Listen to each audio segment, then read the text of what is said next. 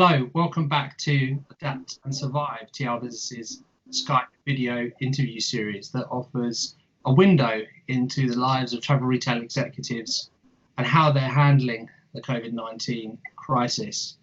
Michael Payne, President CEO of IAADFS, is speaking to me today.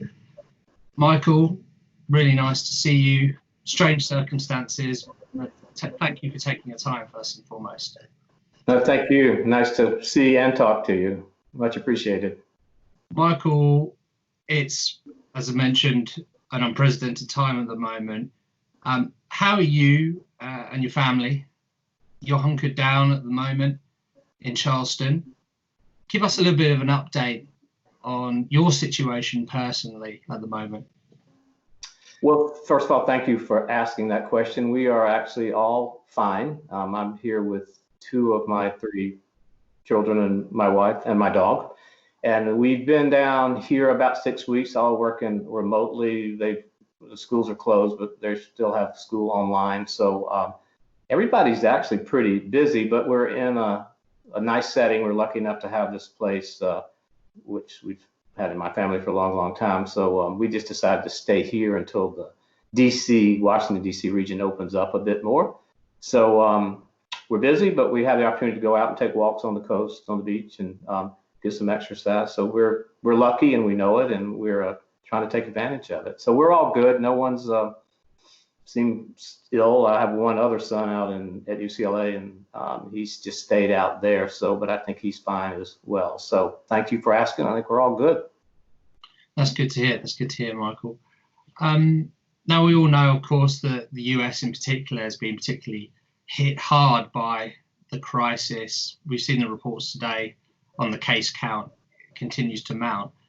For airports in the region, we know that the impact is going to be deep. ACI have come out and talked about the impact fiscally for airports, 77 billion, potentially a 40% drop in passenger numbers this year. What's your prognosis of the situation right now, and indeed in the medium, and if you can, the long term for airport concessionaires? Well, all the numbers are bad. Flights, passengers, revenue, level of business. So I think it's the same here as it is everywhere else. I mean, this is incredible that you have essentially the whole global air transport system shut down, more or less. There are some flights, but nothing substantial. So our folks in the region, but you were asking about the states, are feeling it like everybody else. Stores are closed. There essentially aren't any passengers, and if there are, a lot of them are domestic. So the international flights are particularly hit hard.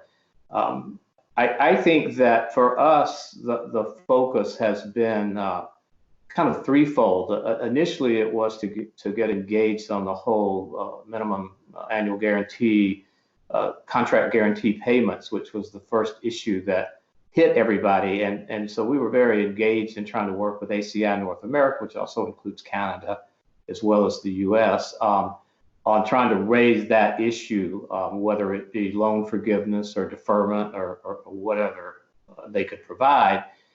And so we were very busy working with the airports on that. And then we sort of moved to a second phase of trying to help the airports with some of the financial packages that are moving through the US Congress, whether it's loans or payroll protection or loan guarantees. So we've been busy and still are very busy with some legislative initiatives. There's a fourth package coming.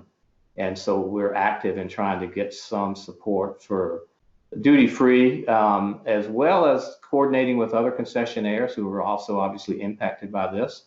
And then we have a kind of a third approach, which is what is the rollout going to be like when this sort of starts to open up a little bit? How are the stores going to be able to get back into business when I think particularly the international flights are going to be slow coming back in any large volume? They certainly were the first to go. So we've been trying to look at it in somewhat in stages, although it's all the same issue, right?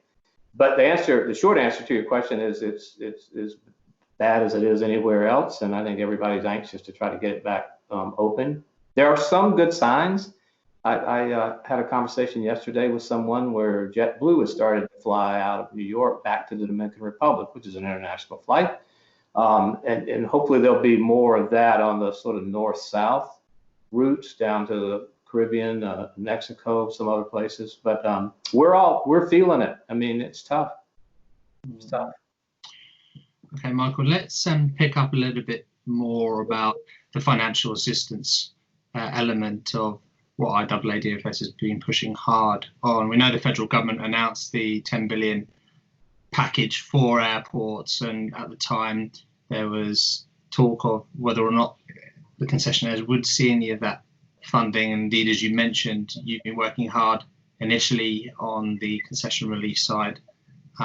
So just talk us through a little bit more, if you can. How successful, I guess, has this slew of funding been for the airports? I mean, we've seen that many of them have benefited from that capital assistance, but is it really filtering down to the concessionaires? Will the concessionaires see any of that, do you think? So it's a complicated but really fair question. So that package that you're referring to was a $10 billion grant program that's administered by the FAA, the Federal Aviation Administration, to airports. It's a formulaic grant program already in existence, and they added a large pot of money. So the airports have gotten what they're going to get out of that 10 billion, and it ranges from very small grants of $20,000 or $40,000 to small commuter type airports to large amounts of money to gateway airports. So there was there were some concerns that perhaps none of that would be of help to the concessionaires. There was language that was issued by the FAA administrator to clarify that those funds are available to assist with other airport operators, concessionaires, and I think some of them have benefited from it, but maybe not in the way you're asking the question. It's because if the airport got hold of, I'm making up a number, $210 million, a particular airport, and they were able to use those funds to offset some of their project work or bonding requirements or whatever the example is, it probably did enable them to be a bit more aggressive and positive in working with MAG forgiveness or deferment or switching from a minimum annual guarantee to a percentage of sales arrangement. So there's indirect assistance, but I wouldn't think that a large percentage of that money flowed directly to concessionaires, which is why part of what we're up to is to have another go at it in this next round, that there be a program that actually helps the airport concessionaires. When they passed the 10 billion, they also passed a $50 billion package for airlines.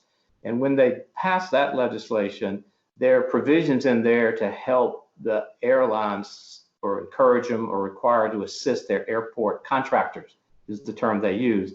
So that same kind of arrangement would be obviously very helpful if we could sort of guarantee that if there's a next funding round, that that money actually flows to help airport concessionaires and their workforce and keeping them on payroll and keeping things open and ready to go.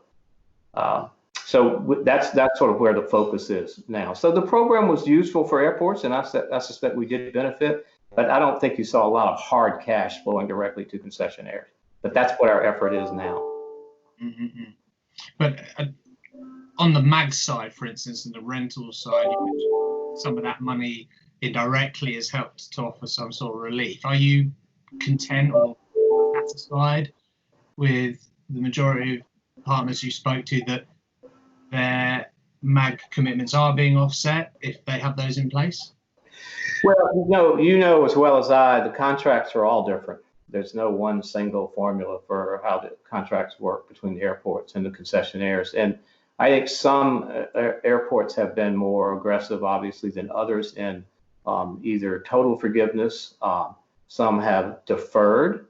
And if the deferment requirements happen when they need to start paying again and there's still no business, that's not going to be particularly helpful. The ones that have switched to a percentage of sales arrangement only for whatever period of time this is going to stay in effect seems fairer, because if they're customers coming through duty-free stores, there's a way that they can collect revenue from those sales. But if there's no customers, then there's no sales, it seems unfair to expect these guys to be paying for either loan guarantees or for MAGs when the airports, not through their fault, aren't able to provide clients. So I think some jumped on it early to get relief, others took a while, and I think there's a lot of negotiations still ongoing. And I think some of the members in the states you were asking particularly feel good about their work, but I think others are still working on it. So again, it depends on kind of how the contract is written, and some of these have at the end of the year sort of true ups. So it depends on what they're going to do, say at the end of December, and if they're going to continue to sort of provide forgiveness, or are they going to start trying to collect some of the MAGs? That's going to be the tricky part. So it's a little bit of a mixed bag. Okay. Everything else seems like a footnote at the moment, Michael, when we look at what's going on a daily basis, the health and well-being of people across the world, the frontline workers and their incredible courage and bravery that's being shown.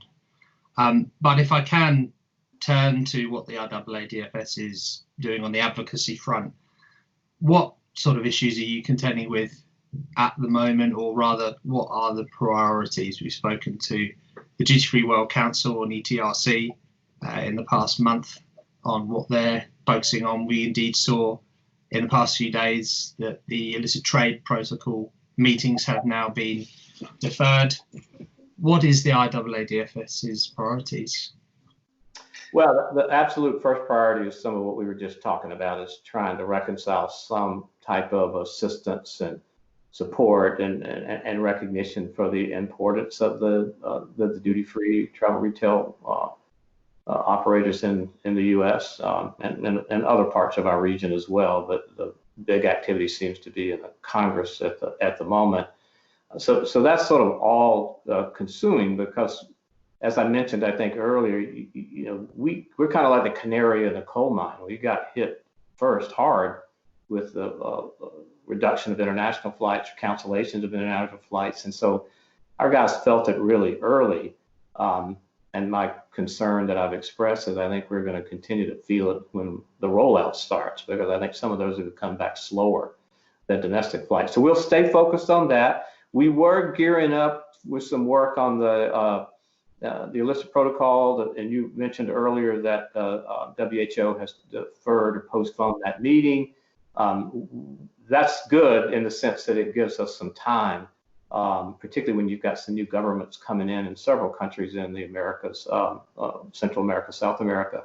So it'll give us a little bit more time to work with some of those individual delegates in countries. So that it's a good move for us to just buy some time, but we'll stay focused and engaged on that. It's very important. And I think we'll start to shift our thinking a little bit to when this rollout starts, how are stores going to come back? How are they going to be set up? What are you going to have to do to engage customers again? What's going to be different about the way people do business? And I think issues like dwell time, which is obviously the golden rule for us, if you're doing in-person shopping, is going to get challenged again, just like it did when we implemented all security concerns some years ago. And I think we'll be able to solve it. I'm positive about it, upbeat about it, but there's going to have to be some changes. And I know that's my concern, is if the dwell time gets cut in too much through some of the extra health requirements, which are going to be necessary, and distancing and time. That's something that we all need to sort of think about together and see how we can adapt to that, how technology can help us. So I think we'll start to focus a little bit more on what we can do as an organization to help with that. The same thing's going to happen with the cruise industry in terms of what can we do from the duty-free perspective to help that industry, which for the Caribbean, of course, is a huge hit, huge. And they're clearly not back online yet, but they will be as well. So those will be some of our sort of near-term focus. Okay, and finally, Michael, if you can very briefly share with us anything you can at this stage regarding the summit preparations next year. we've spoken very recently about the dates. They've now been released. What can you tell us about plans, however embryonic they are, and I assume they are? Yeah, no, it's a fair question, and it's one that it's another sort of topic, obviously, we'll turn our attention to pretty quickly. We'll have some board discussions around that. We've had some very early conversations only about how the format could change, and of course, all of that is kind of up to what the situation is when we get to next March. And how much are we back, and how much are people going to be restricted from travel? How's the financial situation for a lot of the member companies? So we need to figure out a way, this is my opinion, to put on an event that would have perhaps more content than usual, try to have more information that would be useful for some of these startup discussions we're talking about. How do we adapt to a sort of new passenger model, and how is travel really looking 8 months from now? And I think if we can try to design an activity that provides more that kind of helpful information, maybe give people alternative pricing opportunities to respect the fact that there's going to be some financial challenges. I mean, there's some people that aren't going to want to build big booths again or do it at this stage. So how are we going to accommodate that? And I think how we can organize ourselves with other groups that also have an interest in meeting. All those are topics that are on the table, and we'll be talking about those a lot more in the coming months. But we have not laid out a floor plan for a trade show or an educational program or anything yet, but we're certainly focused on it.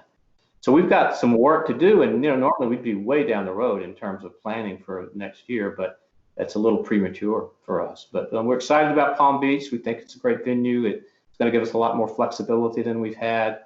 We think the Miami area, it'll benefit them. Obviously, the travel time is very short, so that's going to help. So we'll look forward to it, but it'll be a challenge to make sure we design something that people will respond to. Well, we'll be keeping a close eye on those developments as they materialize. Michael, Thank you very much for speaking to us today. I wish you well, and hopefully we can see each other again very soon in person. Thank you. Yeah, thank you. And I hope you and all of your family and friends stay healthy and take care of yourself, and we'll talk. Thanks, Michael. Thanks. Take care. All right, see you. Bye now. Bye-bye. Bye-bye.